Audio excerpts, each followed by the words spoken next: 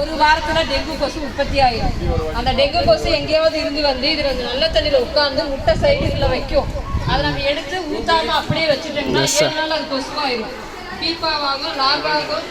அதுக்கப்புறம் 7 நாள் அது கொசுவாயிரும். ஒரு கொசு இருந்தாவே வந்து முட்டைக்கு மேல அது கொசு முட்டை வச்சு திருப்பி அந்த டெங்கு கொசு அதிகமாயிரும். அது ஒரு கொசு இருந்தாவே வந்து எவ்வளவு வரும், 1000 கூட உற்பத்தி பண்ணிடும். அதிகரிச்சுட்டே போகும். அதனால வந்து தண்ணி தேங்காம நம்ம பார்த்துக்கணும். இந்த மாதிரி வீட்டுல மாடியில வந்து ஏதாவது வேஸ்டா பொருள் போட்டு வச்சிருக்கீங்கன்னு வச்சுக்கோங்க. உங்க வீட்டுல இந்த மாதிரி தேங்காய் இது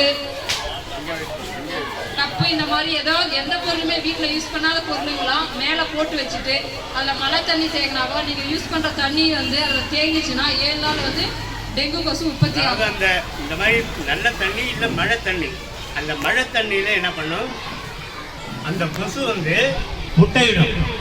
முட்டையிட்ட 2 நாளில் இந்த மாதிரி லார்வா அப்படின்னு சொல்லுவாங்க, புழுவாக மாறும்.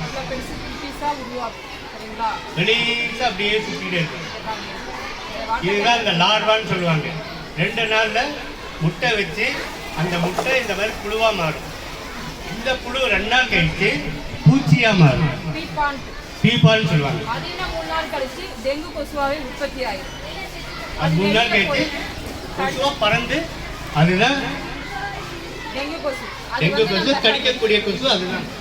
அந்த டெங்கு ஏடிஎஸ் கொசுன்றது பகலில் தான் கடிக்கும், நைட்டெல்லாம் வராது. வீட்டுல வந்து ஃப்ரிட்ஜெல்லாம் இருக்குங்களா? உங்க வீட்டுல ஃப்ரிட்ஜ் இருக்காமா? ஃப்ரிட்ஜ் பின்னாடி எல்லாம் தண்ணி வருமா ட்ரேல? பார்த்துருக்கீங்களா? வீட்டில் அப்பா அம்மா இருந்தாங்கன்னா அது பின்னாடி போயிட்டு ஒரு வாரத்துக்கு ஒரு டைம் க்ளீன் பண்ணிக்கோங்க. அந்த தண்ணியில் வந்து அந்த கொசு வெளியிலேருந்து வந்து உட்காந்து முட்டை வச்சுச்சுன்னா ஒரு வாரத்தில் வந்து டெங்கு கொசு உற்பத்தி ஆயிடும். அந்த கொசுவே உங்கள் வீட்டில் இருந்துட்டு பகலில் மட்டும் தான் கடிக்கும். 1/2 கிலோமீட்டர் வரைக்கும் அது போகும். உங்களுக்கு நோய்